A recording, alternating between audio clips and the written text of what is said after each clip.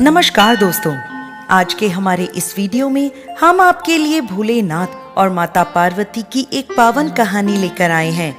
एक समय की बात है, कैलाश पर्वत से भोलेनाथ पृथ्वी भ्रमण की ओर चलने लगे तो माता पार्वती बोली, प्रभु इस समय आप कहाँ जा रहे हैं?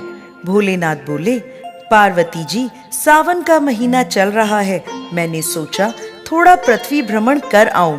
पार्वती जी बोली, आप अकेले ही जाएंगे? चलिए मैं भी आपके साथ चलती हूँ। महादेव बोले, पार्वती जी पृथ्वी लोक पर घूमते घूमते आप थक जाएंगी, इसलिए आप कैलाश पर ही आराम करें। लेकिन पार्वती जी नहीं मानी और हठ करने लगी। तब महादेव और माता पार्वती भेष बदलकर पृथ्वी लोक पर पहुंच गए। पृथ्वी लोक पर घूमते घूमते सुबह से शाम होने को आई और पार्वती जी को भूख लगने लगी। वो भोलेनाथ से बोली, स्वामी मुझे तो बहुत भूख लगी है, मुझे कुछ खिला दे। ये सुनकर भोलेनाथ बोले, पार्वती जी अब यहाँ मैं आपको क्या खिलाऊं? पार्वती जी बोली, प्रभु मुझे तो खीर खांड का भोजन करना है।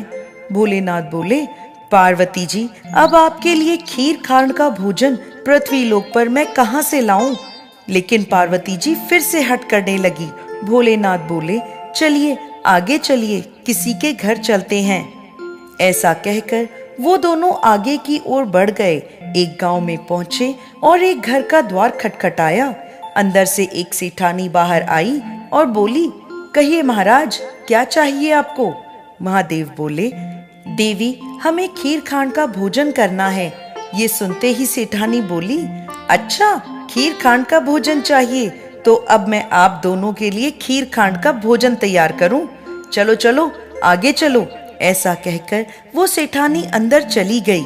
अब भोलेनाथ और माता पार्वती गांव में आगे बढ़े तो एक बुढ़िया की झोपड़ी आई। बूढ़ी माई झोपड़ी के बाहर बैठी थी। भोलेनाथ और माता पार्वती बूढ़ी माई के पास गए तो बूढ़ी माई बोली, आइए आइए महाराज, मेरी झोपड़ी में पधारिए, कहिए मैं आपकी क्या सेवा करूं? तब भोलेनाथ और माता पार्वती बोले, बूढ़ी माई हमें खीर खांड का भोजन करना है। ये सुनते ही बूढ़ी माई बोली, आप जरा देर बैठिए, मैं अभी लेकर आती हूँ। ऐसा कहकर बूढ़ी माई हाथ में एक लोटा लेकर गांव की ओर जाने लगी। महादेव उसे रोकते हुए बोले, बूढ़ी माई तुम कहाँ चली?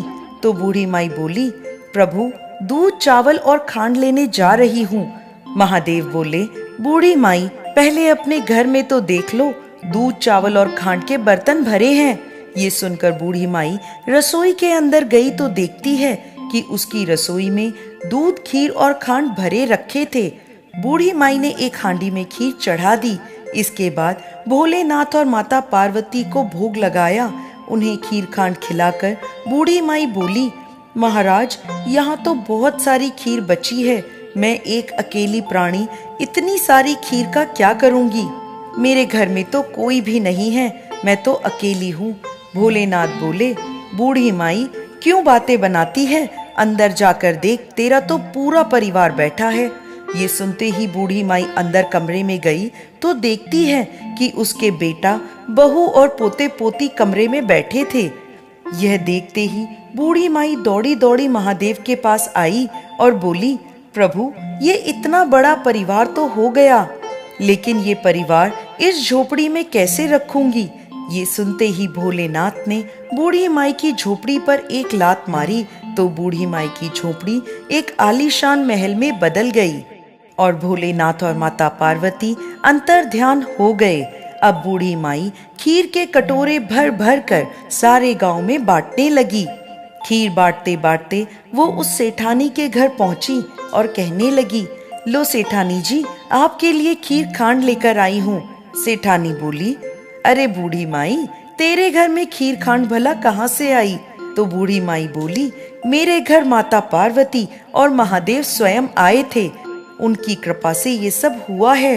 ये सुनते ही सेठानी बोली, अच्छा मेरे घर का धन तेरे घर भला कैसे आ गया? मेरे पास तो कुछ भी नहीं बचा। बूढ़ी माई बोली, ये सब तो माता पार्वती और भोलेनाथ की कृपा से हुआ है। अब वो सेठानी भागी भागी भोलेनाथ और माता पार्वती के पीछे चल दी।